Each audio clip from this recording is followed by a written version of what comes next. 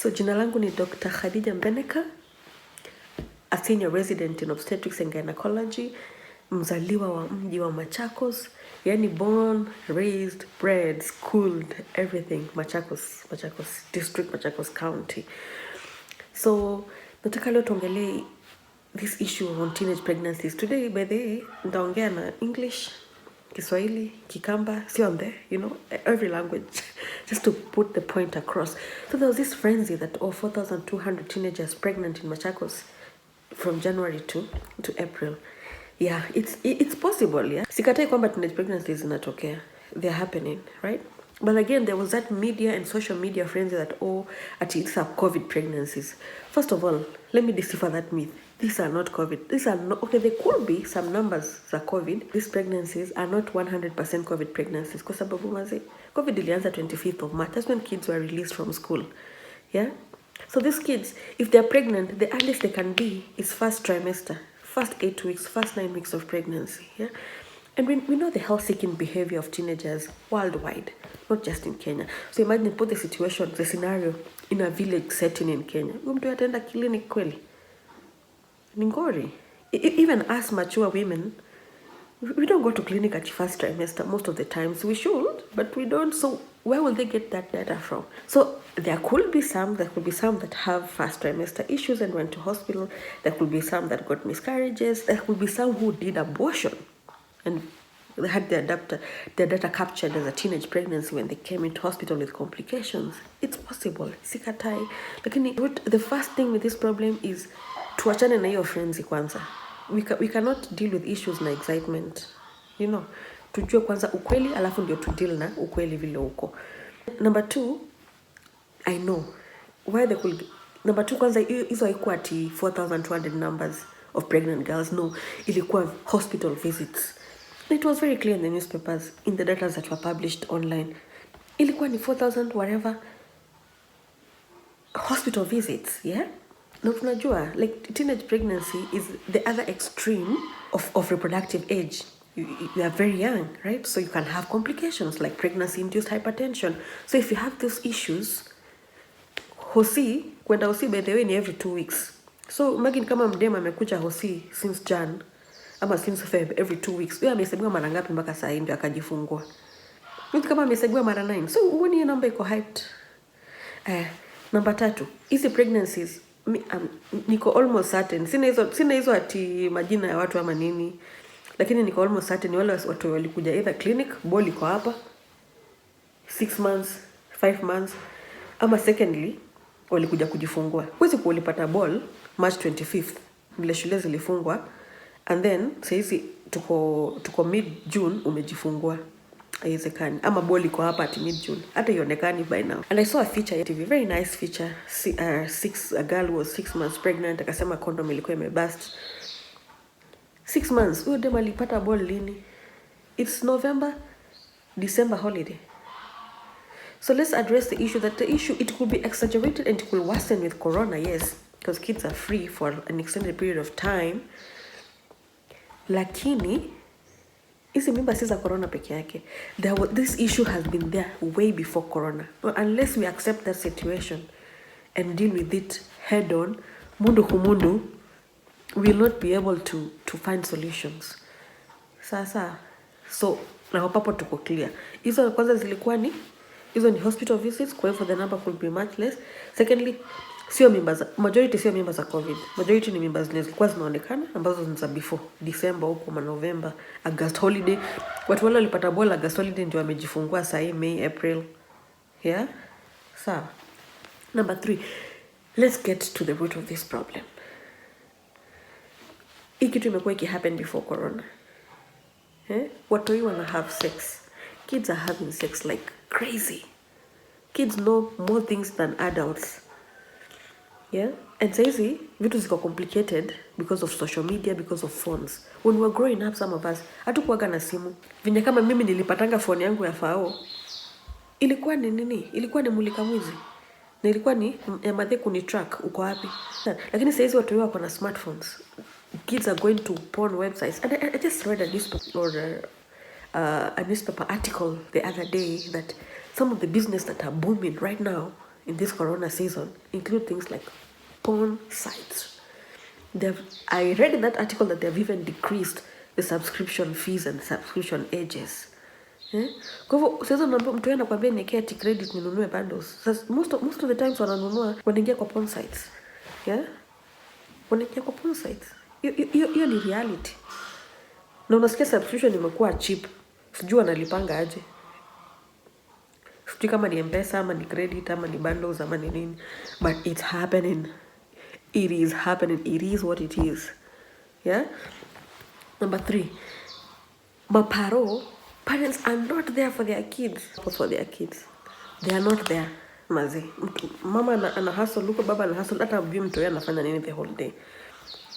Put a mechanism of putting your kid to be so busy during the day that they don't even get time for that jama. Yeah? Are parents looking at kids' phones?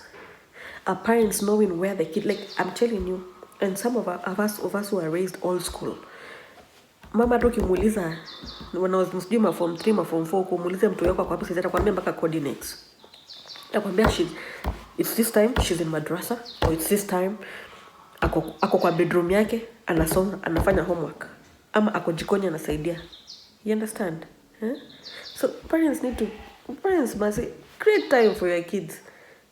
Ukilose mtoto wako saizi akiwa teenager ni hivyo, ikienda imeenda.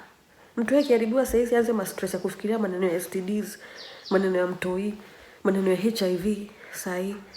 Hiyo mtu yote haisoma kweli. Ile kitu tunafaa kuwa na stress mtoto ni who beat me in school last term. What strategy am I going to put to beat Alex, to beat Rosemary, to beat so and so in school, nikuwe number 1, nikuwe number 2. Afai kuwa na stress ati mtu wangu atakula nini? Kuhesabu ati fertility days. Sijui, I don't know. Sijui fertility window yangu iko aje. Nihesabu days, when is my next period? In fact, even as a kid, we have no business even knowing when your last period is. Ikikujanga tu. Because you're not having sex. Yeah? Lakini when you're a kid and you're thinking about all these things, you're not at that age to think about hizi vitu zote. Unafaa concentrate na shule. So as a parent, you should make sure that your kid is occupied. And just the other day, nilikuwa tu nimeona one of our family friends, alikuwa analima shamba yake. Alikuwa analimisha major, big farm. Na watu yoka kuja. And there were kids who had come to us for work. And they were form 3, form 4 children, and they were like, situpatie kazi ya kulima. And he was like, he was debating, he was like, nah, child labor, come show, by the way, wapatie kazi. Yeah? Don't give them like every day. If you're going to farm for 4 days, wapatie like 2 days in that week. And he gave some of them, and I remember one way very clear in my mind. Nikamuuliza unasomaga sangapi? Kanambia, niko idle. Nikikaa tu bila schedule hivi ndio na mess. Ndio naenda base. Ndio naangalia mavitu mbaya kwa simu. Yeah? And that kid was so busy that day. Alilima hiyo shamba, boss. By the time that kid goes home, jioni, and I happened to pass by also in the evening, nikamuuliza ni aje sasa mpango ni aje? Kanambia sasa hizi nimelipwa kachwangi. Chwangi is 500 ama ni 500 ship. Okay, alikuwa amelipwa 500. Kanambia kwanza napitia nibaie madhe kanyama, alafu nikamwambia after that kanishow mazee sasa nimebeat. I'm so tired. I just want to sleep and wake up very early in the morning and read kidogo, do some assignments, and that's that. Yeah? And I was like, that's a kid who is occupied. So give your children work at home. I'm not saying you do child labor ama nini. Lakini these kids need to be occupied. Give them work to do. Give them chores, yeah? Mwambie oshe vyombo, mwambie oshe nyumba, mwambie akamue ng'ombe, yeah?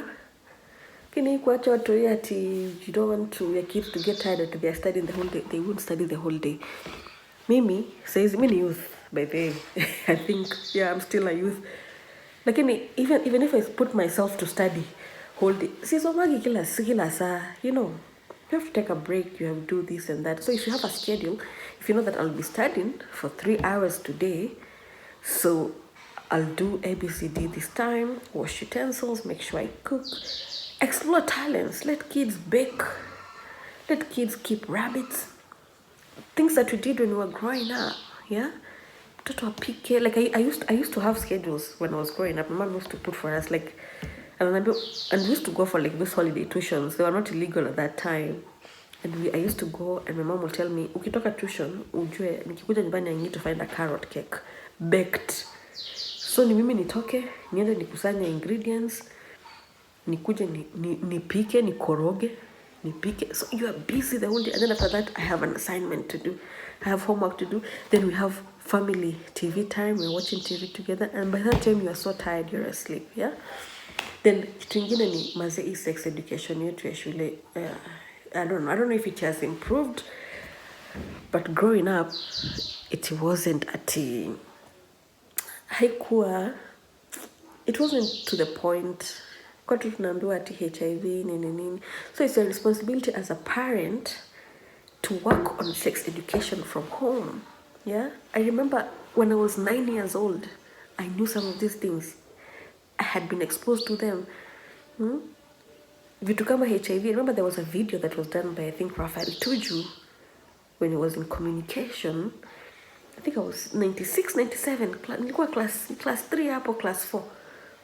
My friend, niliangalia video hivyo. It was hard because it was all those symptoms were being portrayed, and my mother was very clear. Alikuwa ananiambia, if you let a boy touch you, there's a chance, there's a risk of getting this, and you get this, it's not good. You know, not creating stigma, but just doing things as they are. I used to watch all those videos on Daystar students, yeah, walikuwa na act. And my mama used to buy for me. Na tunakaa hapo tunaangalia, unaona, oh, a girl had sex, got pregnant. And I was 10 years old. Teenage starts at 10. I have personally delivered kids who are 12 years old, 11 years old. Amekuja na bola amezaa. Most of the times cesarean section because they're so tiny. Inatokea. Na pia sex education yetu ya shule mazeni ngori. We are not taught everything. Like, personally, let me speak of my experience. Nilikuja kujua that there's a urethra, a vagina, and an anus when I was dissecting a cadaver in medical school.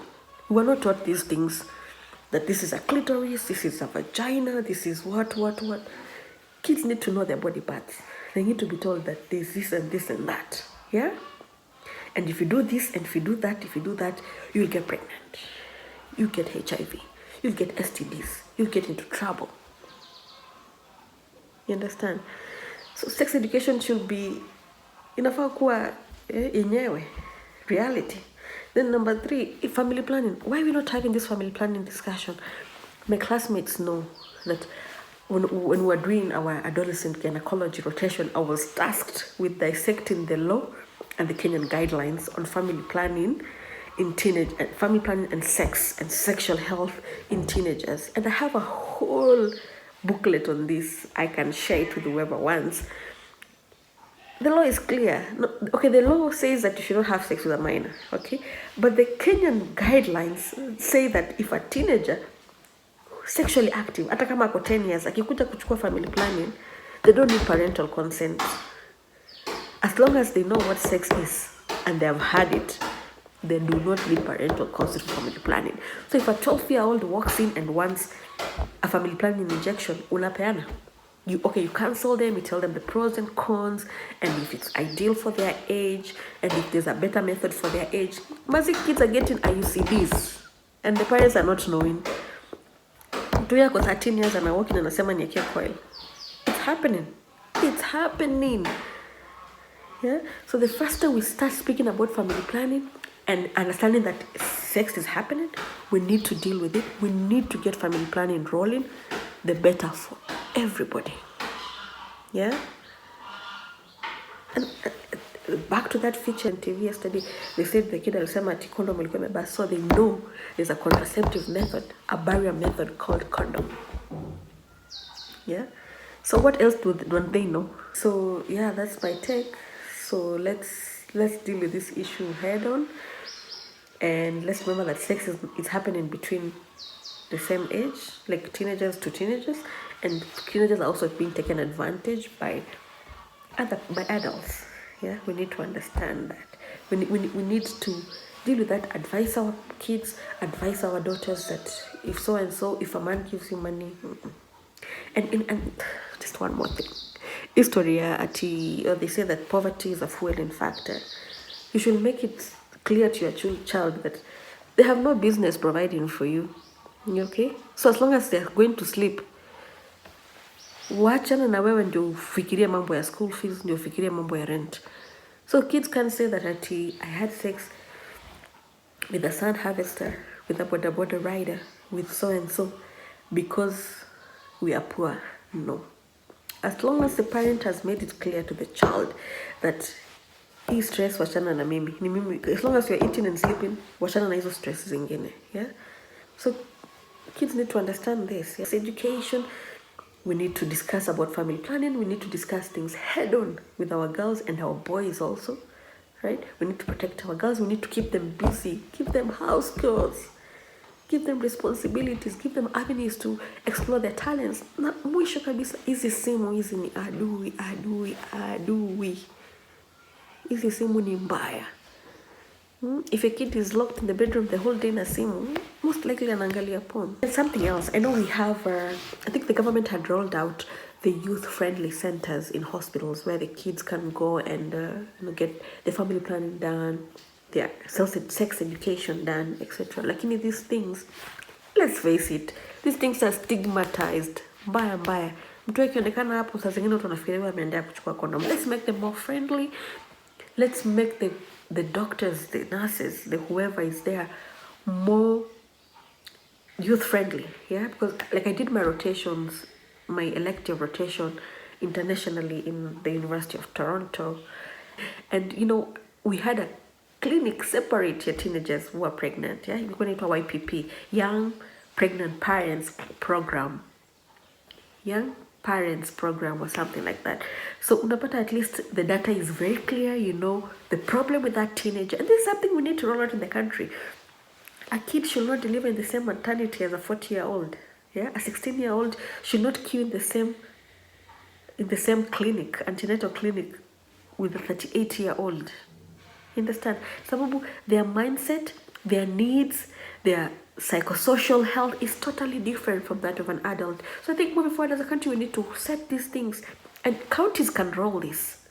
Different counties can roll this independently. Yeah, unapata at least when a kid comes, akona 16-year-old, akona mimba, you'll capture the data, you'll know their name, you'll know their age, you'll know the demographics. Alafu utajua vitu kama who is the father of the child, what was the situation, what was the scenario. Was it a boyfriend? Is this child a wife? Yeah? Or is this child using drugs? Is this child using marijuana? Is this child drinking alcohol? Eating miraa? Alipata mimba base? Where was the sex done? Was it in the bush? Was it on this other man's bed? Was it at home when the parents are away? So we need to have YPP clinics in counties. And we need to make our youth friendly, more friendly, and destigmatize them, yeah? So that's my take. Thank you very much. God bless. Dr. Khadija here.